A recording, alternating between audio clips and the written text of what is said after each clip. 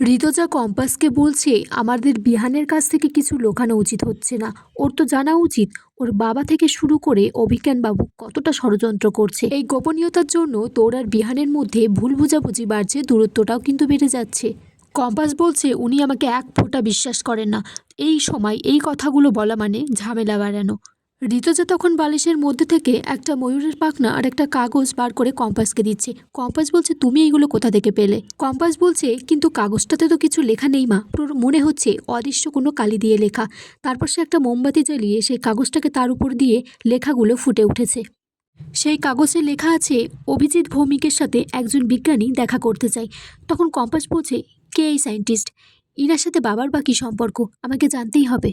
Compass তখন ঋতুজাকে বলছে মা আমি একটু পরে কিন্তু বেরোবো জিতকে নিয়ে, আমার রিসার্চের কাজ বাকি আছে, ল্যাবে যাব। কম্পাস তখন ফোন করে জিতকে বলছে তুই রাত 10:30টার সময় কলেজের বাইরে থাকিস, আমরা কিন্তু সারা রাত কাজ করব।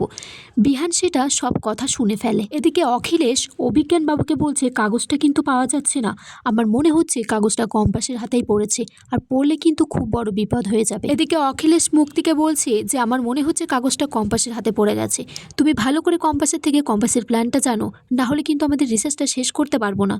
এদিকে মোনালিসা জ্বরে খুব কাঁপছে শুয়ে শুয়ে। তখন তোর মা সেটা খেয়াল করে আর গায়ে চাদর দিয়ে দেয় আর বলছে মা গো, মেয়েটার গাটাও জ্বরে পুড়ে যাচ্ছে, কাছেই আছি মা, তুই যতই তোর দাদুর কথা শুনে আমার উপর অত্যাচার চালাস না কেন, আমি সব সময় তোর পাশেই থাকবো। এদিকে বিহান কম্পাসের পিছু নিতে নিতে কলেজ পর্যন্ত পৌঁছে গেছে, তার সায়েন্টিস্ট তার ল্যাব পর্যন্ত সে পৌঁছে গেছে।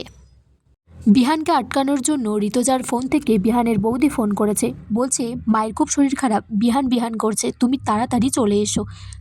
ঋতুজা তখন কম্পাসকে ফোন করে বলছে বিহান কিন্তু তোর পিছন পিছন কলেজে গিয়েছিল, কোনো রকমে মিথ্যে কথা বলে ওকে বাড়ি আনা হচ্ছে। বিহান বাড়ি ফিরে এসেছে তার মায়ের কাছে আর বলছে কম্পাস আজ তুমি পার পেয়ে গেছো বলে রোজ কিন্তু পার পাবে না, আমি ঠিক সত্যিটা বার করবই। আগামী পর্বে দেখা যায় যে জিৎ আর কম্পাস সেই ল্যাব থেকে বেরোচ্ছে সকালবেলা, তখন বিহান সামনে দাঁড়িয়ে আছে।